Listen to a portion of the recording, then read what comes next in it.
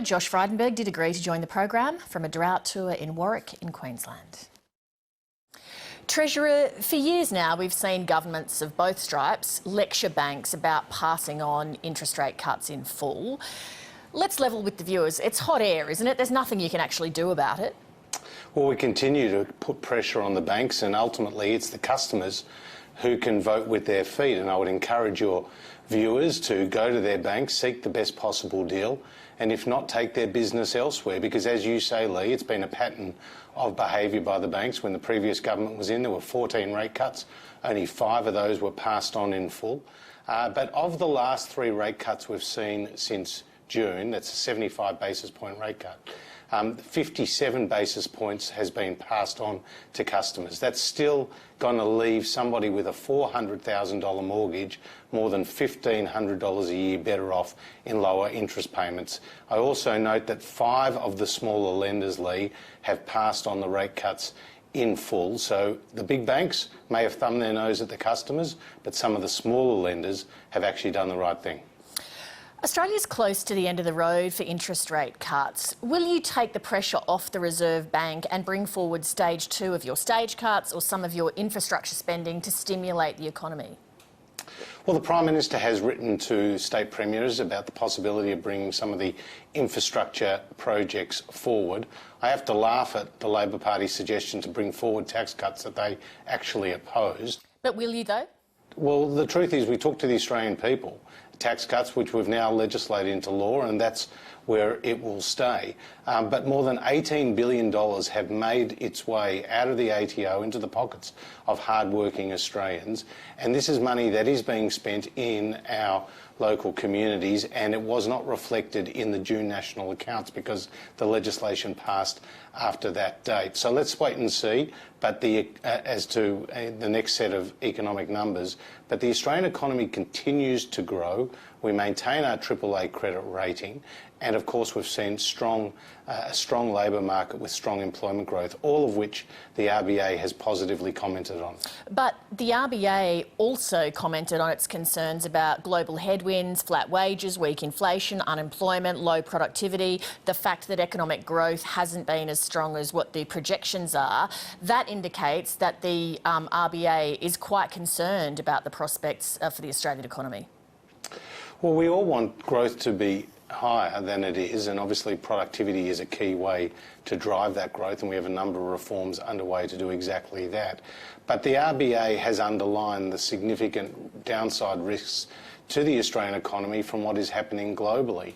The trade tensions between the US and China don't just affect the protagonists, they actually affect bystanders like Australia. That is why we've encouraged both China and the US to come to the table to negotiate their solutions and to commit to an open, rules-based trading system. But given that context that you give there, plus the fact that today global markets, including the Australian share market, have been pretty tumultuous and spooked by the prospect of a global economic downturn, is it the right time for you to be so insistent on delivering a surplus?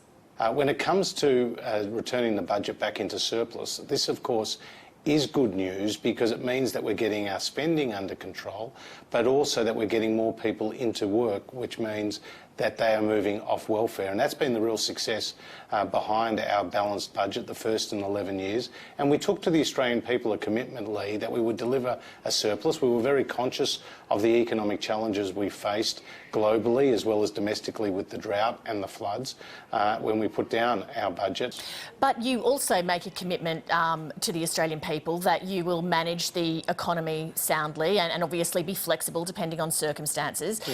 The RBA is telling Australians, hey, we're trying to stimulate the economy by cutting interest rates and getting more money into the economy. A surplus by its nature keeps money out of the economy. Aren't you undercutting the RBA's efforts? Well, actually, if you look at the words of the Reserve Bank when the Governor made his testimony to the Parliament just recently, he did say it was very important to deliver that financial discipline, the fiscal discipline that we are delivering. He did point to the benefits that are coming from the tax cuts and the 10-year, $100 billion infrastructure pipeline, and he did not call for a stimulus package. We're very conscious of the headwinds that we face domestically and internationally, but while Germany and Sweden, Singapore, the United Kingdom and others have experienced negative economic growth, the Australian economy continues to grow. You're in Warwick in Queensland touring drought-affected areas. Would you forego your budget surplus if it meant being able to give more money to drought-affected farmers? We have more than $7 billion committed to both immediate needs through income support, support for local governments, support for not-for-profit organisations who are distributing vouchers to our farmers, as well as the long-term investments in water infrastructure to build the drought resilience of these communities. But Leigh, having met with a number of community leaders and local shop owners and others across Inverell and now in Warwick, I have to say I've been struck by just how much these people are hurting. Have you been struck enough by it that, for example, you would look at bringing forward spending on, say, dam creation, as Barnaby Joyce was encouraging today? Well, we have more than $3 billion available for various water infrastructure projects, and that's not just dams, but it's also weirs and irrigation. And as Barnaby Joyce knows, and the town of Tamworth has been supported by the coalition when we completed the extension of the Chaffey Dam, and there are other dams projects that we have underway, but we need to work with the state governments, some of whom have been dragging their feet when it comes to dam infrastructure, and David Littleproud is engaged in those conversations to ensure that they can be built to provide the long-term resilience for these communities when they hit the next weather-related challenge. You mentioned income support before. Only a little over a third of eligible farmers are accessing the farm household allowance. It's administered by Centrelink at the moment. There's a recommendation that you set up an independent body to distribute that to make it easier for farmers to access. Will you do that? Well, the farm household allowance is very important because it can provide up to $37,000 for these communities, and we've increased it, for example, by around $12,000 in terms of the amount of support. And we've also worked to reduce that red tape burden, which has been a challenge for various families, and so we've reduced the number of pages you have to fill in from 15 down to 10. Within a family, you don't have to do separate forms. For a husband and wife, you can do one form. There are a number of other things that we're doing. Josh Frydenberg, thank you very much. Good to be with you, Leigh.